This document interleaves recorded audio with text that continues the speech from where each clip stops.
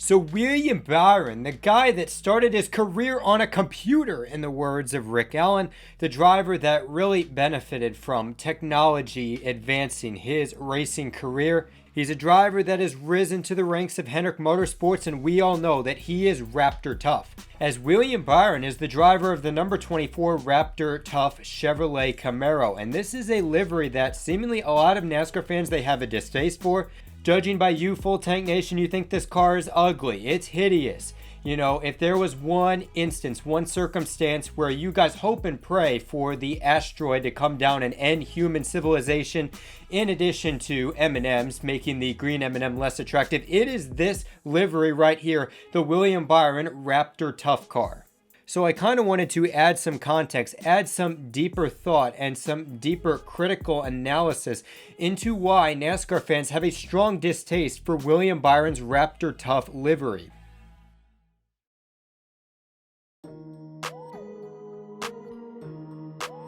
When it comes to success in the NASCAR Cup Series, there's a lot of things that are important. The driver, which William Byron, of course, is talented. The crew chief, Rudy Fugle, he is one of the masterminds in the NASCAR Cup Series, one of the better crew chiefs.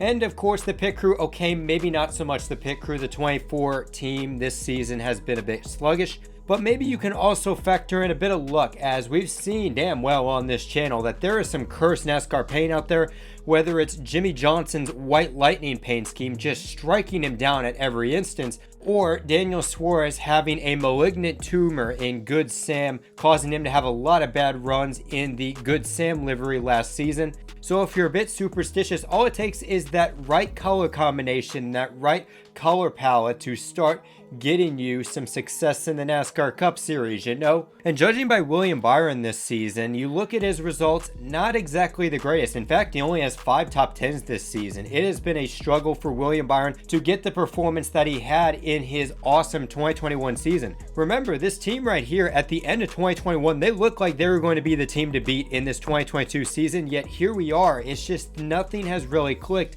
even though William Byron does have 2 victories on the season. Still, when you look at it statistically, William Byron is performing about where he has been all season in this Raptor Tough paint scheme, right along there with the AXALTA, Liberty University, Valvoline, and the Acornis paint scheme, or livery, should I say livery, because these are not painted cars. So unless William Byron gets into a situation at Phoenix where he's literally one turn away from winning the championship and then all of a sudden he hits the wall, flips over 15 times and catches on fire, this car is not exactly one that I would consider to be cursed NASCAR paint or cursed NASCAR livery.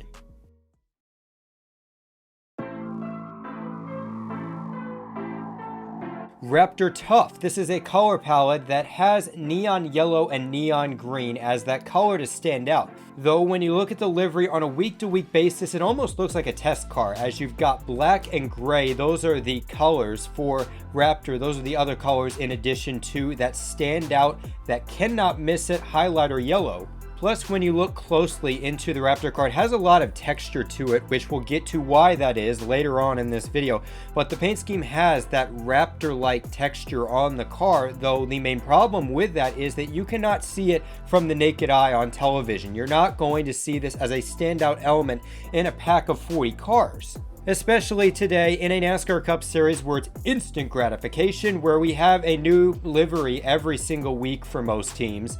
But with all this change, it has created a demand from NASCAR fans to consistently go bolder, better, brighter every single time. And I think in many ways the standard is way high than what it should be, to where a livery like the William Byron Raptor Tough car is overlooked by many NASCAR fans. If you put this car in the 90s or the 2000s, it would be bold and innovative for its time, considering the fact that, you know, the texture of the car, it is something unlike any other. Plus, you also got to look at some of the iconic paint schemes, real paint schemes at that time. You had Rusty Wallace. He had a Miller Genuine Draft car. This car was flat black with yellow and red. You would think for a Miller Lite car, not exactly a standout paint scheme, though the car was so effective enough, so clean and simplistic that in its own right, it was a standout race car. And then who am I kidding? You got Dale Earnhardt, the Intimidator. It was a flat black car as well with some silver and red, basically like the Rusty Wallace. But many NASCAR fans would consider this the most iconic paint scheme of all time. The fact that a flat matte black NASCAR race car is just all of a sudden dull and uninspiring, that is not in touch with reality. There have been some damn good iconic race cars that didn't overdo it in the paint scheme department, that did not overdo it with all these crazy bells and whistles that we see from other paint schemes, from other liveries. So therefore, we have to add a bit more context, a bit more of NASCAR history to understand why William Byron's Raptor Tough livery is hated, downright hated by NASCAR fans.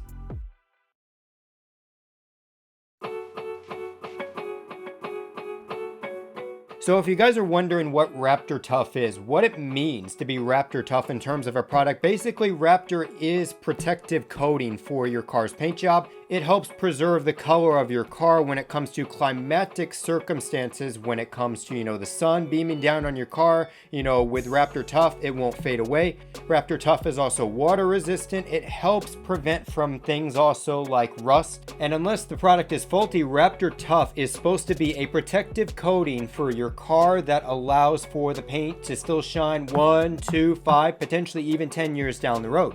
So if you guys are wondering, just hearing on that, you guys are thinking, that sounds awfully similar to AXALTA. AXALTA is a paint company, and they sponsor William Byron in the NASCAR Cup Series as well. Well, if you guys are completely oblivious, Raptor is in fact a subdivision for AXALTA, and this season they have decided to promote their Raptor Tough product in favor of their AXALTA paint coating systems.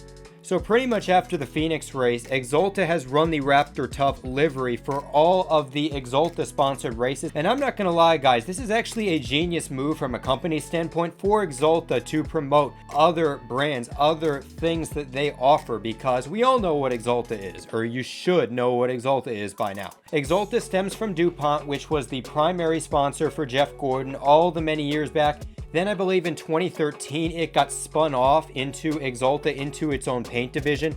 Now DuPont today still exists as a chemical company, but when it comes to paint, it is AXALTA Coating Systems. And obviously they've gotten some massive representation when it comes to Jeff Gordon, Dale Earnhardt Jr., and now William Byron in the NASCAR Cup Series. Plus, when you also look at the weird situation with the AXALTA sponsorship, in 2020, they sponsored 20 plus races. They were the primary sponsor. And then in 2021, they decreased to 10 to 12 races. I believe this season they're doing 15. Though weirdly enough, the sponsor that picks up all these AXALTA races from what we've seen in 2021 and 2022 is AXALTA. So when you look at it from that standpoint, AXALTA is picking up NASCAR Cup Series races that for some reason other companies do not want. Other companies are not jumping on board, especially with the success of William Byron. So AXALTA, they're getting 8, 9, 10 races overall. And they're also getting the guaranteed Raptor Tough races, a part of the original AXALTA deal. Though, like Raptor Tough, I want to add some extra coating to this argument. So when you think about AXALTA DuPont and their sponsorship in NASCAR, what you think about is one word, and that is success. Jeff Gordon for years, the 24 car, the DuPont AXALTA 24 car was a model of success, whether he won Daytona 500s, Brickyard 400s, Coca-Cola 600s, Southern 500s, and 4 NASCAR Cup Series championships. The AXALTA number 24, the DuPont 24 driven by Jeff Gordon, was a pinnacle for success. What came along with that was an iconic and innovative paint scheme every step of the way, which further enhanced Jeff Gordon's career. Because when you think about it, Jeff Gordon, he had that rainbow paint scheme. It was bold and innovative. Nobody had seen anything like that at the time in the 90s. So for DuPont and Jeff Gordon to burst onto the NASCAR Cup Series scene with that type of paint scheme wowed a lot of NASCAR fans. It had so much success that they kept it for the entire Clinton administration before in 2001. For the entire Bush administration, Jeff Gordon ran the Brilliant Flames red and blue paint scheme, which was just as iconic. Won races, won championships, and made the NASCAR chase 4 of the 5 years that it was able to. Then in 2009, for the Obama administration, we got into the final stage of Jeff Gordon's career with Firestorm, whether it was the original car with the red, yellow, and orange on the front of the car, or when you had the absolutely chaotic Firestorm for the final 2 seasons, the one that Jeff Gordon won his final Brickyard 400 in, and it had a revolutionary look, especially in the fact that it had a black base color, which was foreign to Jeff Gordon until we got into the later stages of his NASCAR Cup Series career. And when you look at all three of these paint schemes, it made the bar higher and higher and higher when it came to DuPont, AXALTA, and their paint schemes in the NASCAR Cup Series. So when you look at AXALTA Racing and how they have a standard, not only with success, but setting the bar when it comes to liveries, the Raptor Tough scheme is absolutely dull. It almost reminds you more of the Jimmy Johnson Lowe's for Pros paint scheme. You know, when you're Tobey Maguire, when you have the glasses on, you see Jimmy Johnson's Lowe's for Pros scheme, but then when you take them off, oh yeah, it's William Byron's Raptor Tough livery. There's really nothing with this paint scheme besides the 24 highlighted in the highlighter yellowish green that really harkens back to those days where AXALTA and DuPont absolutely crushed it in the paint department and on the racetrack. That is the bottom line. They have a different standard, they have a different bar, and rightfully so, because they have created some of the greatest NASCAR paint schemes of all time. Instead, here we are, William Byron's in the NASCAR Cup Series driving the iconic number 24 car with AXALTA backing. It's the same company that funded Jeff Gordon all the way back in the day, and here he is driving a dull blackish gray livery for a majority of the season.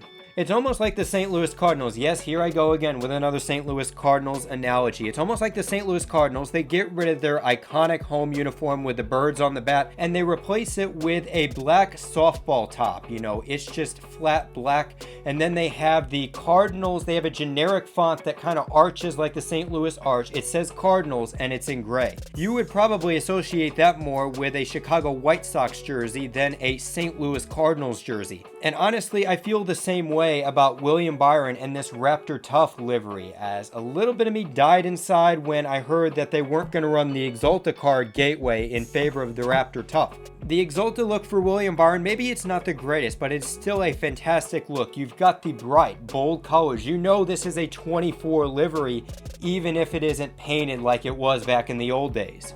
And I'm not saying get rid of the Raptor Tough liveries. I think in a full season of AXALTA sponsorship, having this car for 7 to 8 races wouldn't be too bad. Just like Jimmy Johnson when he had the Cobalt Tools paint scheme to complement the primary Lowe's design.